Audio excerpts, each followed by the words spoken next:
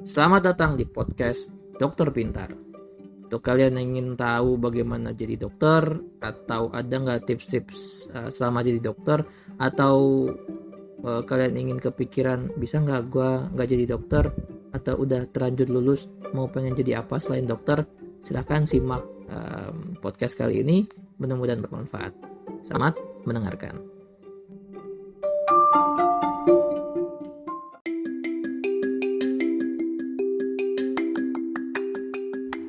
Hai, karena lagi rame ucapan selamat untuk angkatan 2020, ada satu yang menjadi pertanyaan tentu. Yang pertama, selamat kepada teman-teman yang baru lulus SMP, SMA, SD, kuliah di tahun ini dengan kondisi pandemi, dengan kalian lulus tanpa ada seremoni yang seharusnya kalian dapatkan. Big shout out untuk kalian. Pertanyaannya adalah what next? Podcast kali ini setujukan khusus untuk teman-teman yang baru lulus SMA, sekolah menengah atas. Apakah ada di antara kalian yang ingin jadi dokter? Kita semua sadar bahwa profesi dokter adalah salah satu cita-cita yang sangat umum. Bahkan anak kecil pun kalau ditanya banyak pasti yang menjawab kalau tidak dokter, polisi, astronot, dan lain sebagainya. Nah, dokter menjadi profesi yang paling diinginkan. Tidak hanya itu, fakultas kedokteran, teman-teman sadar, juga merupakan salah satu fakultas yang passing grade-nya paling tinggi di antara fakultas-fakultas yang lain, dimanapun itu kampusnya. Entah itu tertinggi nomor 1 atau nomor 2, setidaknya masuknya saja sulit. Entah itu di perguruan tinggi negeri ataupun di perguruan tinggi swasta. Disahkanlah pertama kali Universitas Indonesia, yaitu alma mater saya. Suatu kebanggaan menceritakan cerita ini karena kedokteran di Indonesia dimulai dari memang kampus tertua di negeri ini, dan diikuti dengan 3 tahun setelahnya tahun 1949 di Universitas Gadjah Mada ketika itu. Nah, sebelum kita merdeka, lama sekolah untuk jadi dokter itu kurang lebih 10 tahun. Mulai dengan 3 tahun pertama pengenalan dan 7 tahun adalah pendidikan kedokteran. Kemudian lambat laun fase untuk pengenalannya dihapus sehingga hanya butuh 7 tahun, dan itu berlangsung hingga 50 tahun kita merdeka. Dan di tahun 1995 dicoba dimulai di FKUI untuk merubah kurikulum menjadi kurikulum yang lebih terintegrasi dan bersifat aktif dari mahasiswa.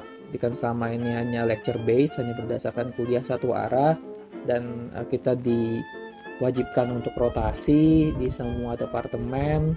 1 tahun pertama pre-med, juga ada pre-med.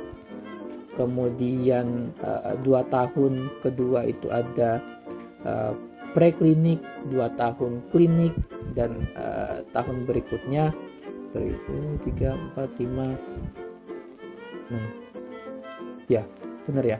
Di tahun berikutnya itu internship. Nah, selama 50 tahun itu tidak ada kewajiban seseorang untuk lulus menjadi dokter itu harus mengikuti ujian nasional dulu, yang kita kenal sekarang dengan ujian kompetensi dokter Indonesia, atau ya namanya bergantilah hingga saat ini. Apapun itu, di saat itu yang penting lulus internship, mendapatkan predikat memuaskan, sudah boleh menjadi dokter.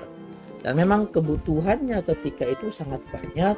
Dengan jumlah populasi kita semakin bertambah, jumlah provinsi semakin banyak yang mekar, sehingga di saat itu mulailah muncul kebijakan-kebijakan dari pemerintah untuk wajib PTT,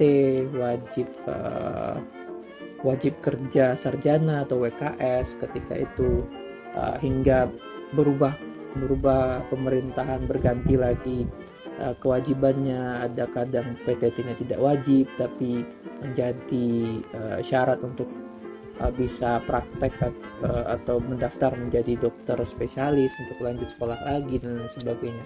Dan di tahun 2000, namun di tahun 95 perubahan kurikulum ini hanya berlangsung selama 3 semester. Beberapa catatan menceritakan hingga tahun 97 ketika itu entah ini berhubungan atau tidak dengan kejadian 97 ketika kita mengalami reformasi, tapi kurikulum balik lagi menjadi kurikulum yang lama, yaitu kurikulum berbasis kuliah atau departemental. Nah,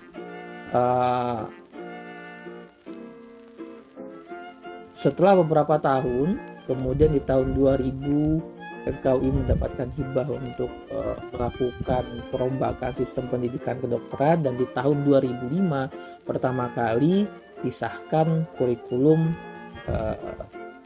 terintegrasi berbasiskan kompetensi. Nah, di tahun inilah